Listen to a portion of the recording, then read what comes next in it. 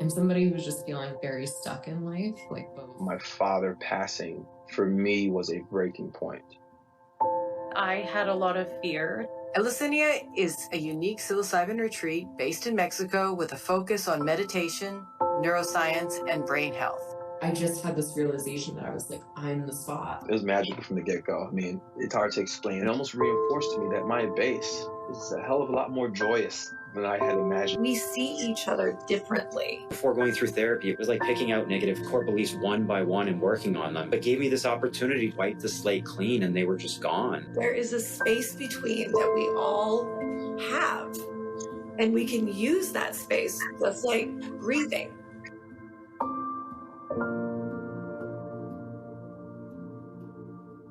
Anthony, thank you so much for coming to the show. It is beyond a pleasure to have you here. Can you tell us a little bit about who you are and why you decided to come to Eleusinia? Yes, thank you. Thanks for asking. I live in Arizona, in Sun Lakes, Arizona. And the thing that prompted me to come to the retreat is that I've been dealing with anxiety over a long period of time. And I'm one of the treatment-resistant depression types of people where those medications that the doctors give you really don't work. And I've been looking for something that would be more natural, would bring me back to my healthier self, not just put a cap on my feelings and that sort of thing.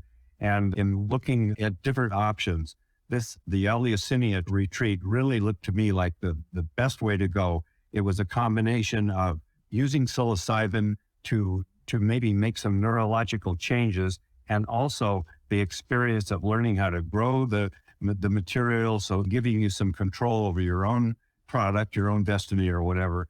And I must say that at the retreat, that all the things that I had wanted from the retreat were there, and I got even more. So I just can't say enough good things about it. Thank you so much, Anthony.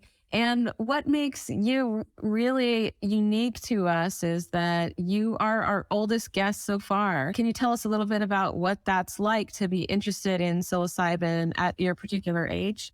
Yes. It would have been great if I had known about all this and done it earlier.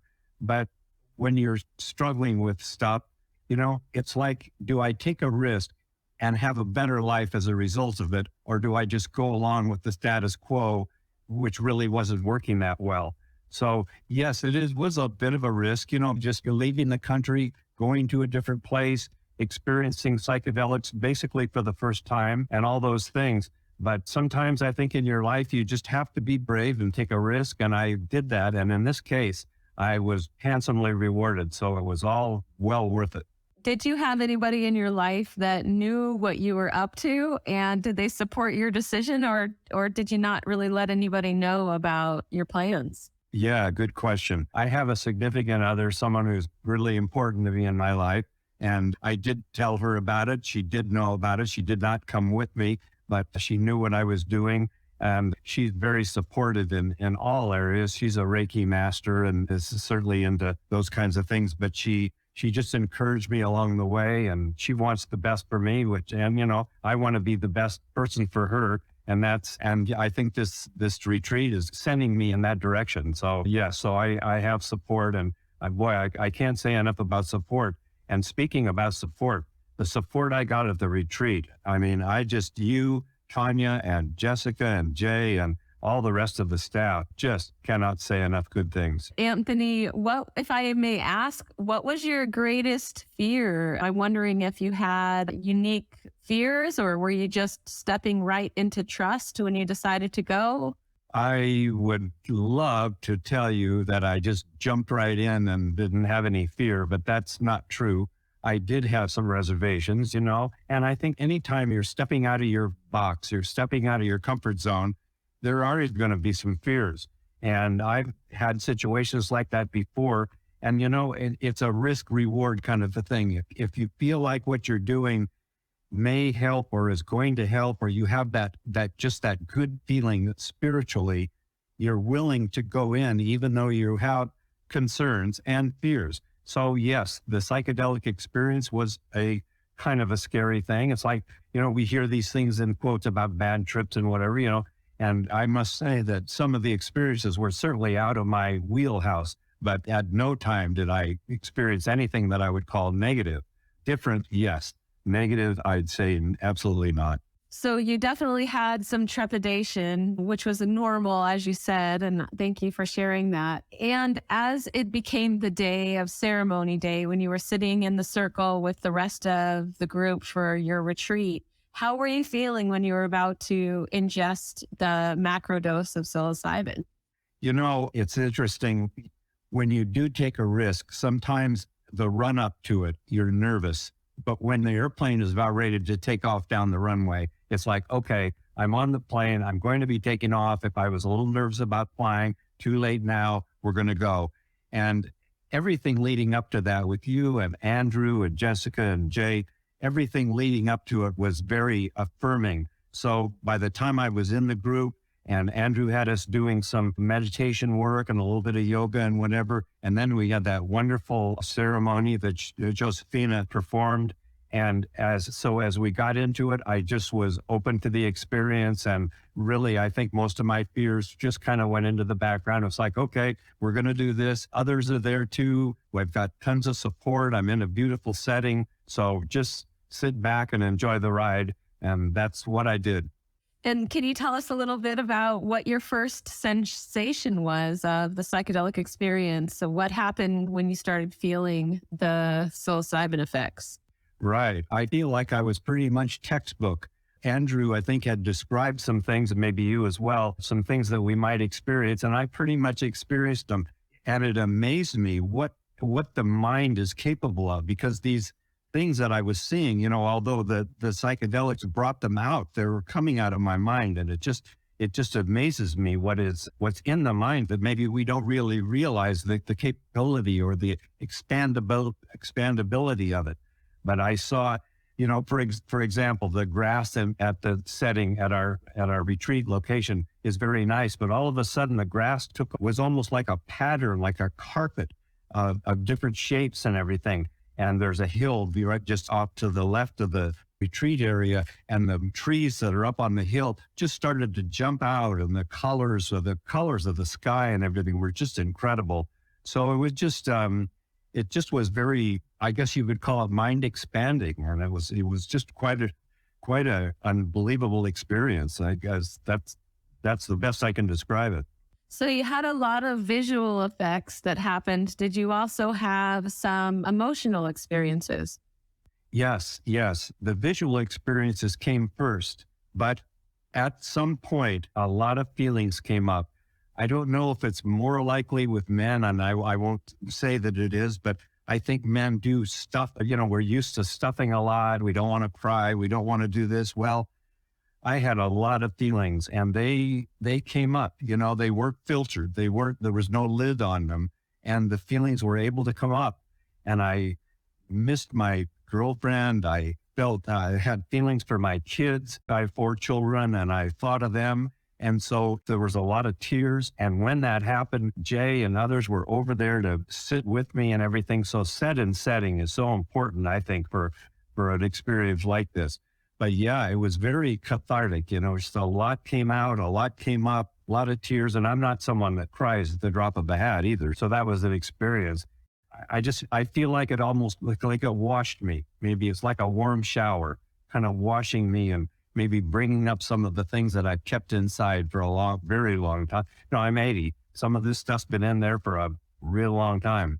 Looking back, I had this sense, you know what? My priorities are going to change. You know, I'm going to put more effort into those. I just had a feeling, you know, it's those relationships that are really, really important. And I'm going to put more effort into those relationships and give them more status in my life, because I do realize how important they are.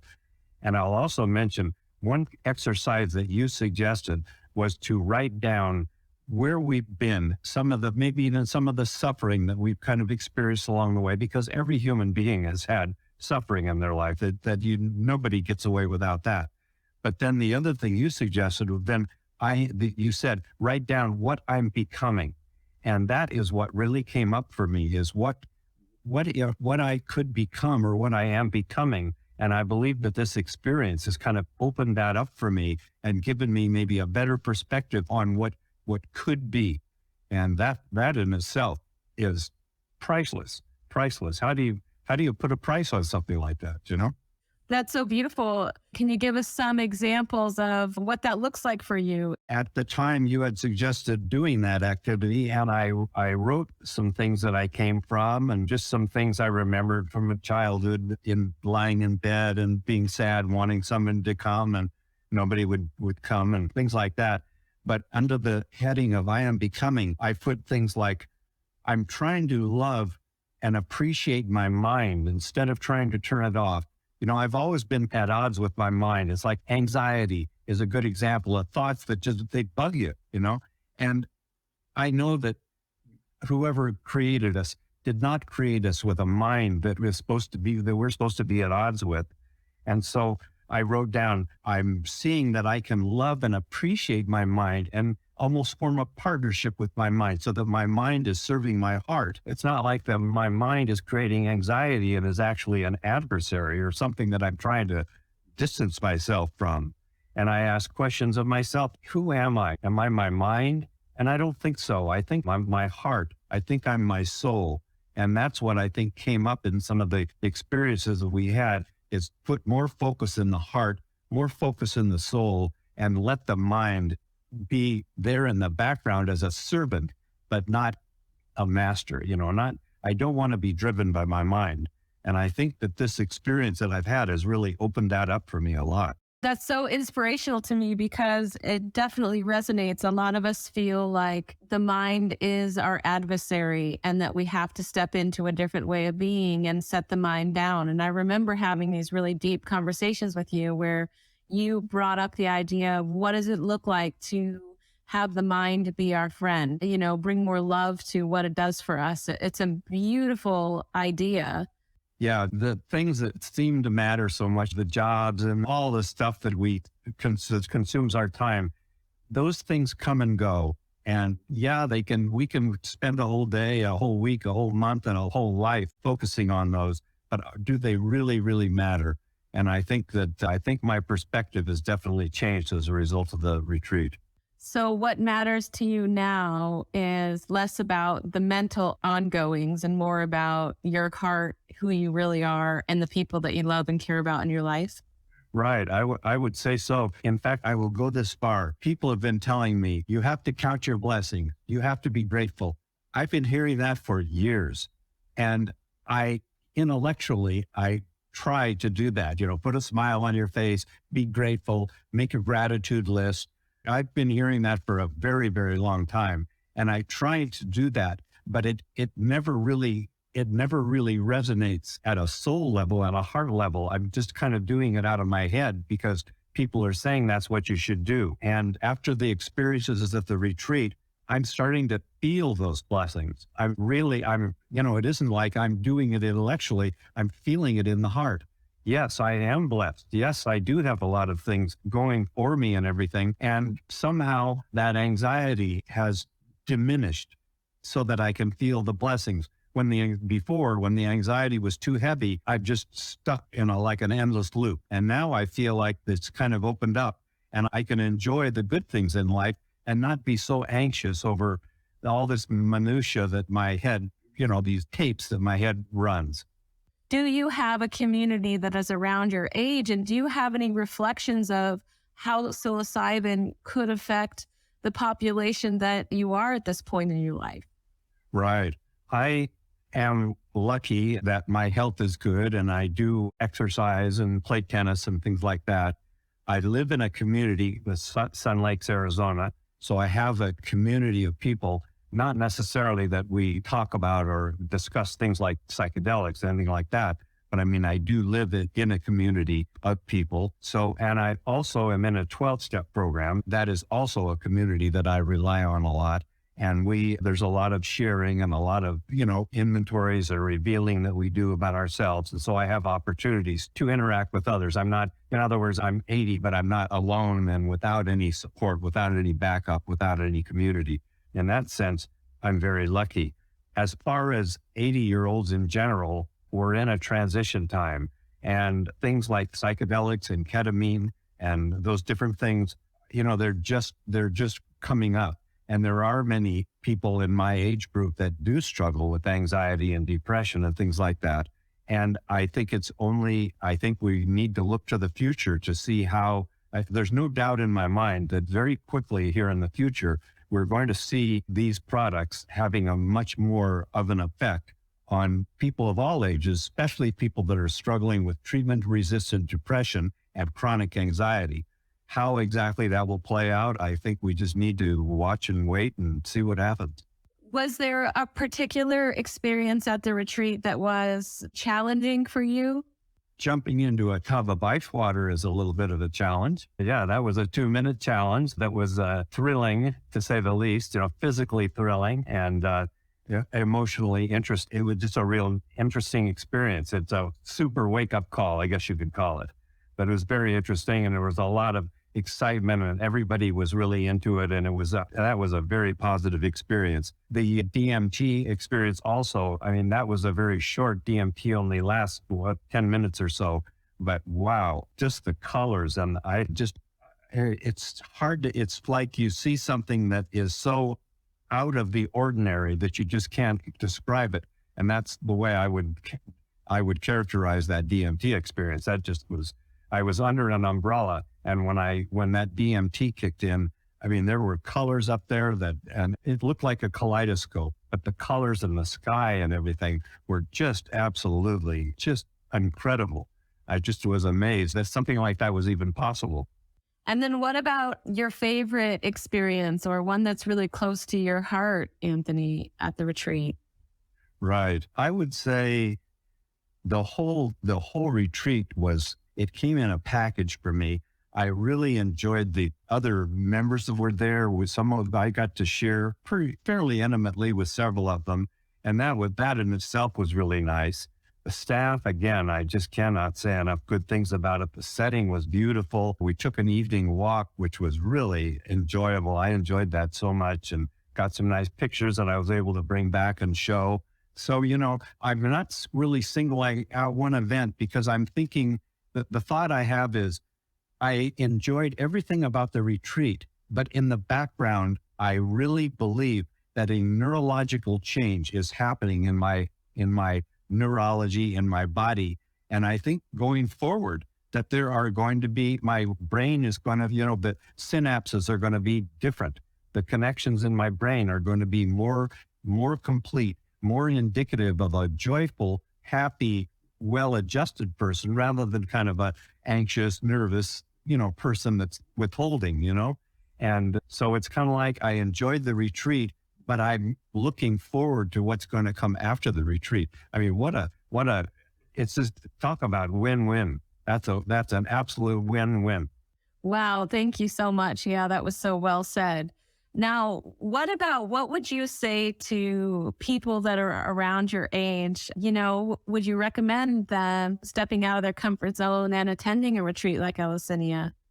I absolutely would. I wouldn't hesitate to recommend it. I think kind of the prerequisite for it is that you've got to be in a place where you're open to making a change. Something has got to be driving, if you're just complaining, yes, I'm a little anxious, but I can deal with it. I don't know about a person like that, especially at an older age. But anyone who is fed up with their lifestyle and is willing to go a little bit out of their comfort zone to find something that they may have dreamed of, but never thought possible, I would absolutely encourage them to look into it and to consider doing it, consider taking the chance for a payoff of a much better life. Well, I really like the way you described that prerequisite, that it's got to be somebody who's really ready to make a change. And it's interesting because on one hand, I see people will sometimes accompany their spouse just because they want to see their spouse get particular help, but then unexpectedly they get a lot of change. So it's not necessarily fair to say you have to be ready for a change, but I do agree with you that if you really care about making a change, you'll get that. And that definitely is something we see time and time again. And even in the research, if you value the experience, if you find a meaning in your experience, if you value it enough to make your own meaning, then there is long lasting change. So that's beautiful. Yes, yes, yes.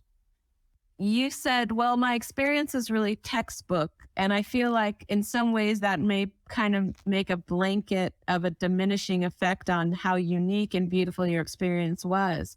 Was there anything else that happened that was unique to you? Almost everything we did was unique because it was a first. From the ice bath to the DMT to the full experience to the mini dose, all of that was kind of like a first time experience. And yeah, textbook may be a poor choice of words. I only meant textbook because Andrew or somebody had said, these are things you might see. And they were pretty much what did come up for me. So it's just kind of like he said, you're going to see these kind of things. And that was very reassuring to me because, when someone tells you ahead of time, hey, this is what you're likely to see. This is what you're likely to experience. Know that it's not going to last forever, that you'll be going through this experience and you'll come out of it in a few hours and whatever. And all of that lead up, it's the kind of support that is, in my mind, essential to doing a major, psychedelic experience. So that just helped to just make everything more and more comfortable, Oh, wonderful. Thank you for that clarity. I really appreciate that. Was there anything else in your writing that you didn't finish and the I am becoming prompt? Right. Yes, the last thing I said was, I can dwell more on my blessings, less on my problems, less on my anxiety, less as what I perceive of the world's problems. That's something that I get into a lot. I have a nonprofit company and a website. It's called A Return to Peace. So I certainly, like all of us, I want better for the world. I want us the better way. But you know what? You can let that stuff drive you nuts too. And I mean, you've got to, the world has got its problems and we've all got problems, but whatever good's going to come has to come from the inside out. If my inside is all anxious and concerned, I'm not going to project. The energy coming out is not going to be good. So I've got to come from a good place. And so I said, I can dwell more on my blessings, less on the world problems, realize that the past is the past, the future is unknown. And what is really important now, if you had to condense it down into a word, it might be love, and it's certainly not all the things that we see on social media and everything. So those are just kind of realizations or revelations that came to me while I was at the retreat.